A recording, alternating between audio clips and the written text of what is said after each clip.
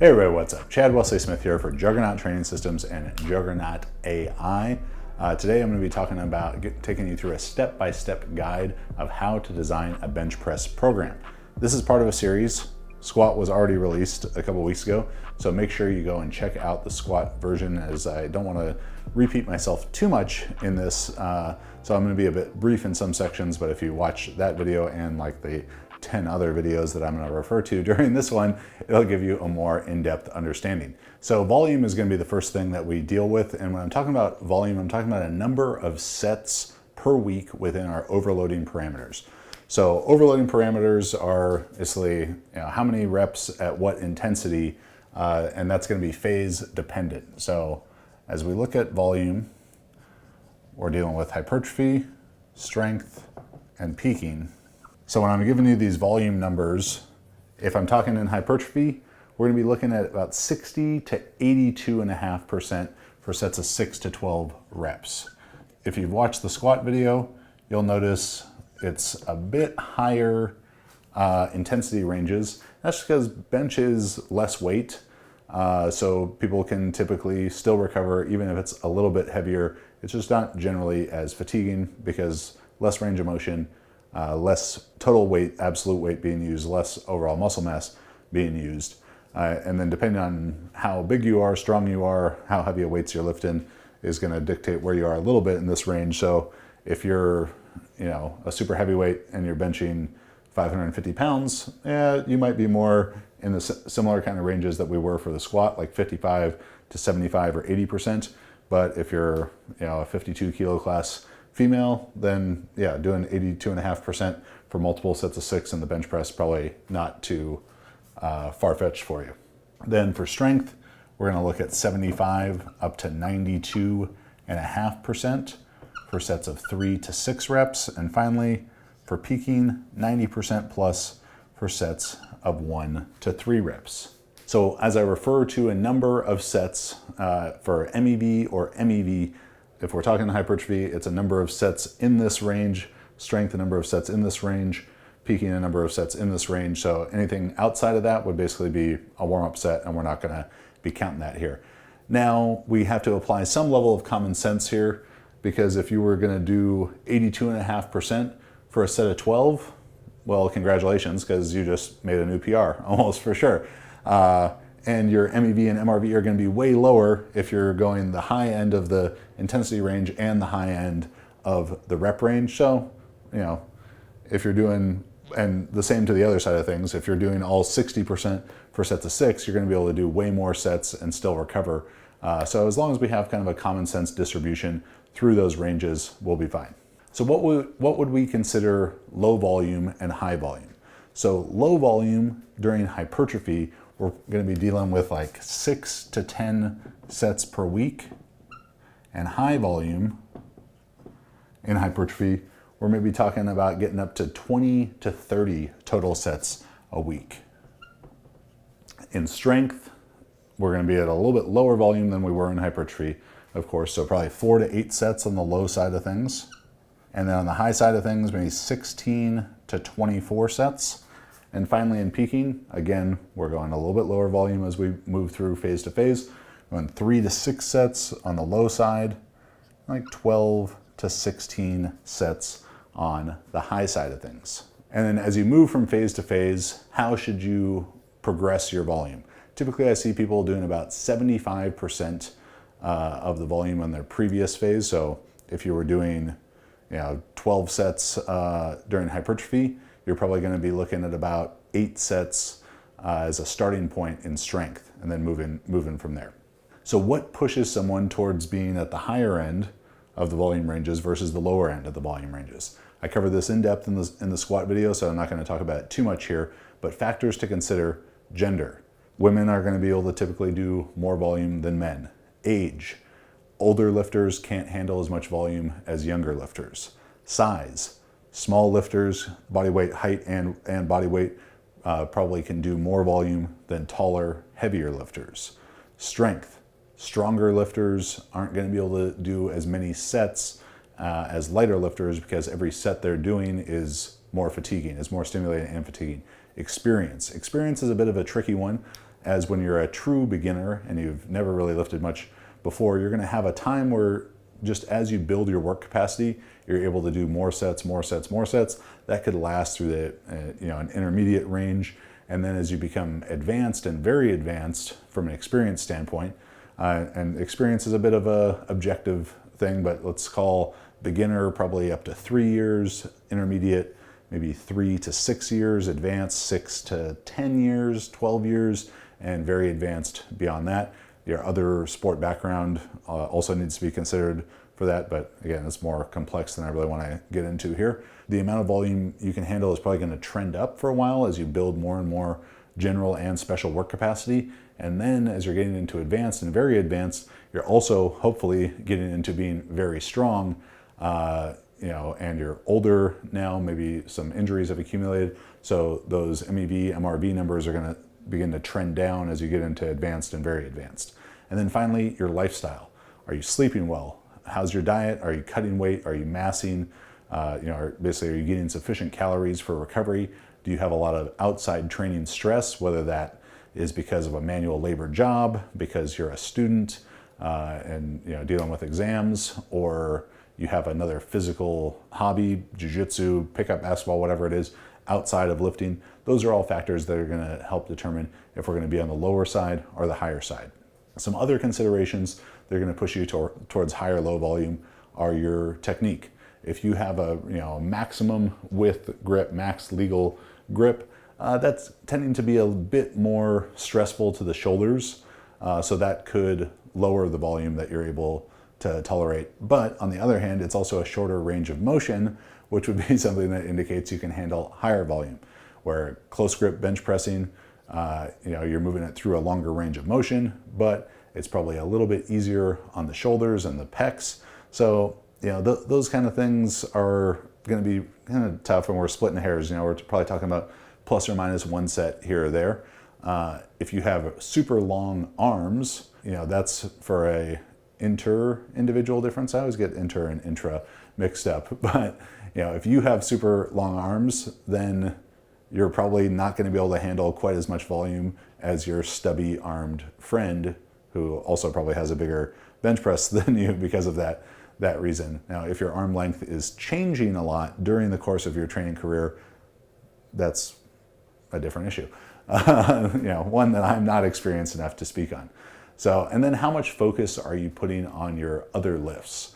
If you're a great bench presser, and to bring up your total, which is how you win powerlifting meets, with the total, you're gonna de-emphasize your bench press a little bit so you can put a bit more attention towards your squat or deadlift.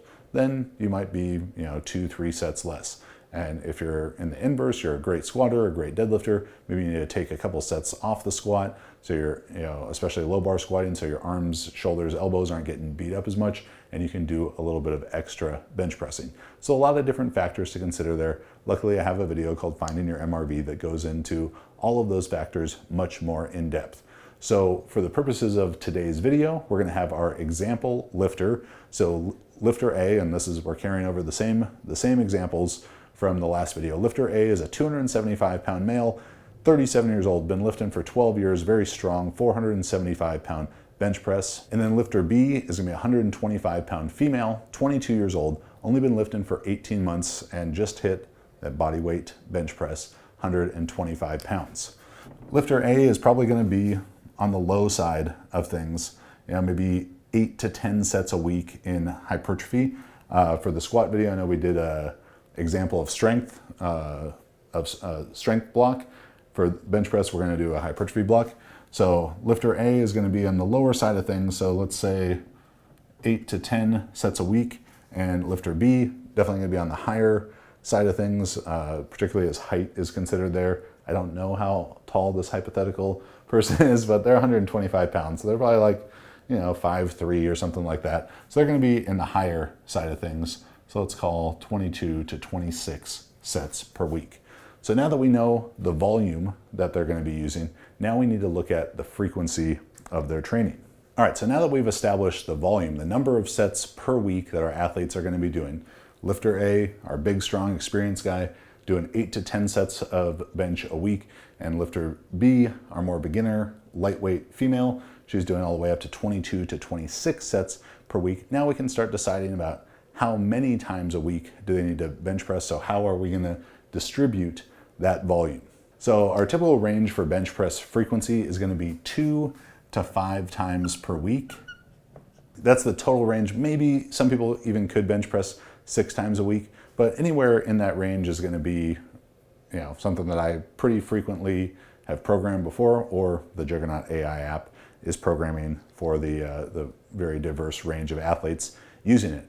So what determines if you're doing higher frequency or lower frequency? It's a lot of the same things that determine if you're doing higher volume or lower volume. Particularly female lifters seem to benefit from more frequency. That's because of less upper body muscle mass and absolute lighter weights, that when you're doing a bench press workout, like in our example, lifter B with a max of 125 pounds, she's gonna be doing a lot of bench press workouts with 95 to 110 pounds. It's just really difficult to create that much stimulus and fatigue to where you can't decay enough fatigue. And looking at a SRA curve, stimulus recovery adaptation curve, guess what? There's a video about that, where a day or 2 days later, she's not recovered enough to be able to do another bench press workout. And it's not that she has to be recovered all the way. We actually want to avoid that, because that's probably going to create too long of a distance to where adaptation effects are starting to fall off, and technical SRA is falling off before we're getting that next exposure. So for lifter B here, 5 times a week bench pressing, very likely a possible thing. Lifestyle factors and stuff aside, and individual considerations like how much time do you have to train, how many total days a week are you training. Where on the other side of things, lifter A, 475 pound bench press, 275 class, pretty strong guy. Depending on phase, maybe we're looking at 2 or 3 times a week bench pressing, and then we also get into half sessions of bench press, and I talk about this more in depth in the squat video as well. But a half session is just kind of my way of denoting and then teaching people how to program a truly less overloading session. So whether you're creating that less overloading session by exercise selection, like picking exercises that are self-limiting in nature, or you're just giving them less total volume or a little bit lower intensity in that session, that's a good way to do it. So you can go more in depth with this in our Finding Your Frequency video. But for the purposes of our example athletes here, let's say lifter A is going to bench press 2.5 times per week, and lifter B is going to bench press 4 times per week. So as we get more in depth in deciding on how to distribute their bench press volume, lifter A's 8 to 10 sets, lifter B's 22 to 26 sets in this hypertrophy phase across the week, we also need to consider exercise variation. So variation is going to be both the movement that we're doing and how we're loading the movement. Is it heavier or lighter? There's a lot of different ways that you can create variation, but those are sort of the most popular ones: exercise variation and loading strategy. So if you want to learn more about the best exercises to address your specific weak points, you can check out our best exercises to improve your bench press video or our addressing weak points series. So for example, let's say that lifter A is weak off the chest. He's weak off the chest and he's benching 2.5 times per week. Those sessions may look like, notice I'm going A, C, B. So our C session is going to be the half session. And for a lifter who's weak off the chest, exercises that are really helpful there are things like wide grip bench press, feet up bench press, and depending on phase, we're probably always going to have competition bench press in there. In a hypertrophy phase, which is our example with this, it wouldn't be uncommon to have a lifter of that qualification level benching 475 not do any competition bench pressing for their 1 month or 2 months of hypertrophy training, depending on how long that is. They're still doing a lot of bench pressing, things that are close enough. It's not, the bench press is not such a complex, nuanced, intricate movement that if you only do close grip bench for a month, you're gonna totally forget how to bench with your competition medium grip. Don't worry about that. Maybe it's gonna feel awkward for like 2 sessions back into the strength block and then it'll be fine. But if lifter A is weak off the chest, maybe we're going to organize his training. We'll keep comp bench in there for the sake of this. Our least emphasized bench press session here, again, there's a lot of different ways that we can organize this from a fatigue management standpoint, but let's put his feet up bench press here, which good exercise to address the off the chest weakness, but also is sort of self-limiting. It'd be very rare for an athlete to be able to handle as much weight in the feet up bench press as they do in the competition bench press. And then their second most important session, is going to be wide grip bench press. So we've got 8 to 10 sets to distribute here. Taking those 8 sets per week, and we've got 3 workouts to do it, there's a lot of possible good ways to organize this, and that's kind of a theme through all these videos, is there's not one right way to do that. But very rarely do I like to have identical sessions across the board. So like if they were going to do 9 sessions a week, it's very rare that it's going to be 3 sessions, 3 sets, 3 sets, 3 sets. More commonly, if we're trying to distribute, let's call it 9 sets, it's going to be like 4 sets, 2 sets, 3 sets. And we're in hypertrophy, so if that's going to be like 4 sets of 8 at 60 to 65%, 2 sets, and again, because there's so many kind of undulations and levels that we can have for fatigue management, if our lifter A here is recovering pretty well in the bench press, then this C session, the half session, could also be 2 sets of 8 at the same kind of intensity ranges. But if he needs more fatigue management, so not just a kind of self-limiting exercise in the feet up bench press, but also a reduction in volume or intensity, a reduction in intensity, because we already have a reduction in volume just doing 2 sets. Maybe he's going to do 2 sets of 6 at 60 to 65%. And then finally the wide grip session, we're making all those same considerations again, but because it's a more primary session, bench B rather than C, maybe we're going back up to 3 sets of 8 at 60 to 65%. Here in the A session as well, we could organize it a bit differently than just straight across sets and do a top set. So a set of 8 at, let's call it 7 RPE, and then drop 10 to 15% from that for 3 by 8. So we're still getting the same total volume, top set, down sets. You could go less down sets here for an extra set over there. It doesn't, there's not one right way to do it. There's a lot of considerations to be made. So you can learn more about those considerations by referring to our utilizing variation for fatigue management video, as well as the video directed adaptation versus adaptive resistance.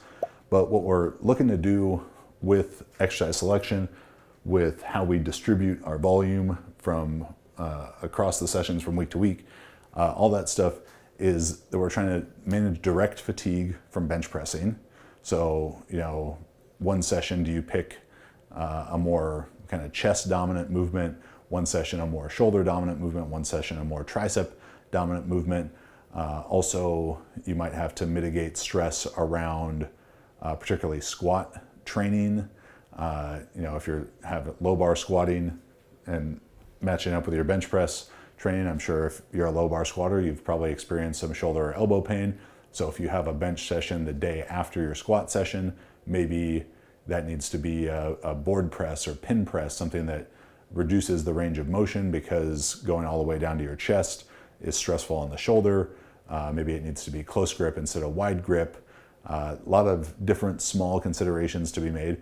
And the other piece of it is if you have a bench press session, let's say a heavy bench press session or a bench press session the day before a heavy deadlift, you also want to mitigate like lower body, particularly low back stress that could be coming along with that. So putting feet up bench press or incline bench, something that's not going to put the demand on your low back to get into a bigger arched position the day before you deadlift could be a smart thing. So a lot of considerations to be made. Luckily, I have a lot of videos for you to watch about this. And there's levels to the fatigue management. So in the same way, in the squat video that I talked about, having 3 low bar squat sessions across the week as being like the lowest level of fatigue management, and then going to, a low bar split squat, belt squat as kind of the highest level of fatigue management in a 3 time a week exercise selection situation. The same idea exists for bench press. We could go, comp bench all the way across. Again, in hypertrophy, I wouldn't do that no matter what fatigue management situation we're in, because you're going to run into too much adaptive resistance. But depending on phase, you could go comp bench for all 3 sessions, or you could move to like comp feet up comp feet up wide grip, comp feet up close grip, comp dumbbell feet up. A lot of decisions that can be made to still get good bench press work in, strengthen the pressing muscles, to satisfy SRA curve, to give enough exposure to competition-esque bench press movements to even satisfy the technical SRA curve, because like I said, it's not that complicated, but keep your low back healthy, keep your elbows, your shoulders, all these different things healthy. So you have to look at yourself, the athletes you're working with, and see how are they recovering, how much exposure do they need to improve their technique. So now that we understand what bench press, or how much volume of bench pressing we're doing, how often we're bench pressing, and what type of movements we're putting into those bench press examples. So we also need to show you how to distribute lifter B's volume across her 4 sets of bench a week. So the ACB setup for lifter A, a lot of different ways that could be, but maybe they're bench pressing on Monday, they have their C bench on Wednesday after they squat or deadlift, and then they have their B bench on Friday, and maybe they're squatting or deadlifting again on Saturday. Lifter B, they're going to bench press 4 times a week. So a typical way that might get set up is we'll have our A earliest in the week, and again, that can move around. Then we'll probably put D after that, bench B, and bench C. So that's going to create some undulation through the week for them. And we got a lot of sets to distribute here. Let's call it 22 to 26 sets. So for the purpose of this, let's distribute 22 sets across here. So our bench A is going to be our most primary movement.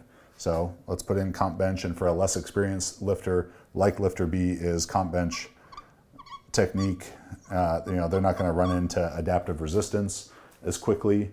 And any time that lifter B takes away from comp bench, it represents a bigger portion of her training career, where lifter A, who's been training for 12 years, him taking a month away from competition bench probably isn't really a big deal because he's got 12 years of doing it already, where lifter B taking a month or 2 away, as she also probably has a longer hypertrophy phase, is representing a much bigger portion of her career. If she took 2 months off of comp bench and was only doing variations, that's over 10% of her training career that she hasn't done comp bench. Her technique might actually get a bit worse.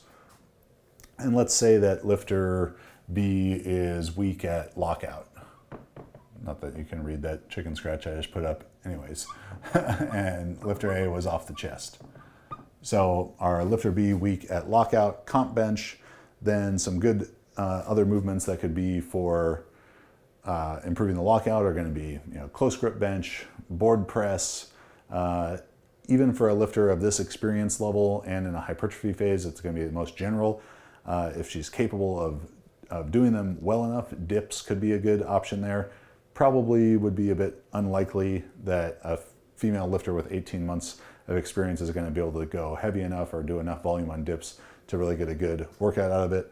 But let's say we're going to go close grip, board press, and then another comp bench because of the reasons I mentioned. If the career is so short and we went no comp benching for a month or 2 months, 2 months would be 9% of her entire training career.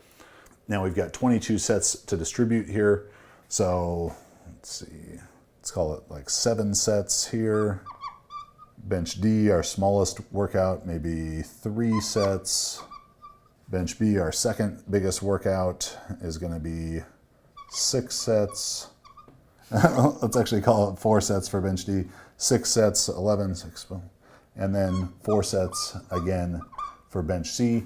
And it's going to follow a similar structure as this. So the bench A workout could be top set and then 6 back down sets. Close grip sets, probably straight across sets.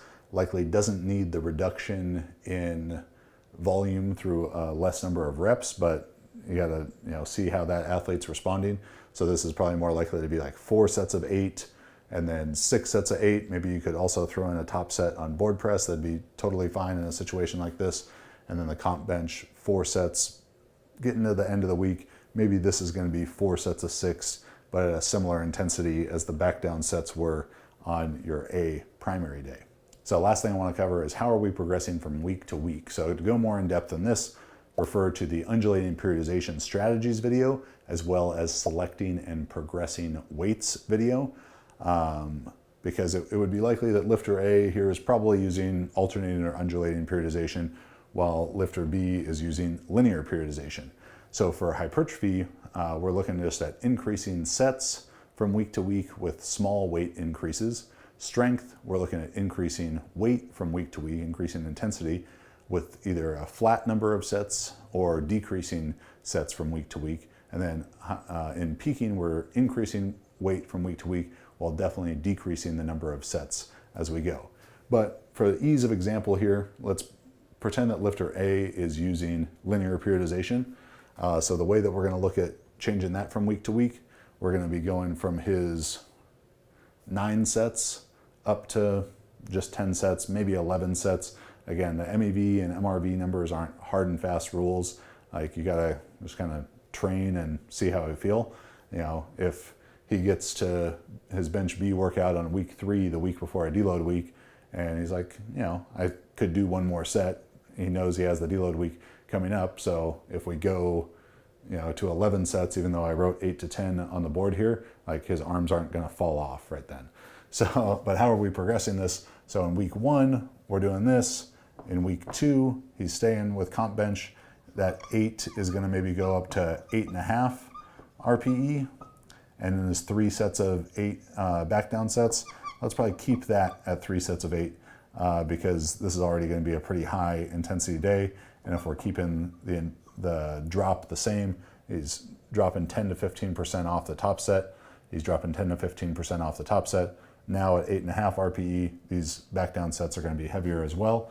These 2 sets of 6 here is probably going to change into 3 sets of 6 at 62 to 68% instead of 2 sets of 6 at 60 to 65. And finally, the wide grip day, depending on how the athlete's responding, that could be 3 sets of 8 at slightly higher intensity, 62 to 68. It could be 4 sets of 8 at the slightly higher intensity or at the same intensity. Those kind of changes, honestly, it doesn't really matter that much. Someone is not, their bench press result at a meet is not going to hinge upon, well, did I go up by 2% or did I add an extra set or did I do both? Where you're going to run into problems is if this is representing too steep of a change, too difficult of an increase from week to week, and as the athlete doing this or the coach programming it, that you're overloading them a bit too much in week 2 when they've got week 3 to follow up, because we don't want to make this workout too hard, because we know we have our most important bench press workout of the training cycle coming up next. So in week 3, we're going to go for our 8 rep at 9.5 to 10 RPE, 3 by 8 back down sets. This is the moment to set a PR right there. If you have an established 8 rep max, that's the time to beat it. That should be a number that you have in mind back here at the start of week 1 when you pick your weights for that 7 RPE day. Of course, you're going to go by feel for the day, but you should have a target in your mind. For an experienced lifter like this who likely has an established 8 rep max, if he's done 345 for 8 before, we want to try and make this week 3 day before a deload or week before a deload 350 for 8 to get a little bit of a PR. So if it's going to be 350 for 8 here, it's probably 340 or 335 for 8 here, and 315 or 320 for 8 there in week 1. See how the athlete feels. we could progress again here, 3x6 at 65 to 70%. This, maybe if they're responding really well, this could become 4x6. Same idea over here, 4x8, you know, maybe 65 to 70%.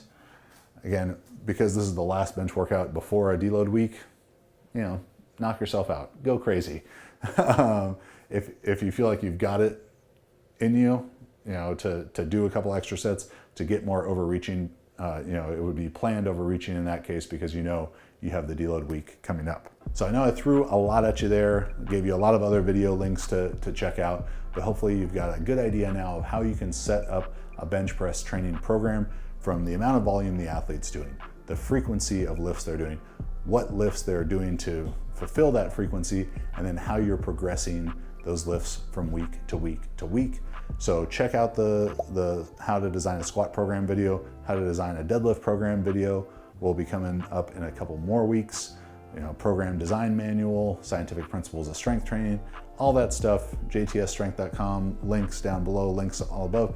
Or you could be like, Chad, I'm so confused by everything you just said. Can't you just do it for me? In fact, yes, I can. You can try the Juggernaut AI app for 2 weeks free through the website juggernautai.app, link down below, link up in the corner, and it'll just do all the thinking for you and you'll never have to worry about any of this stuff again. Thanks for watching. Please subscribe to the channel.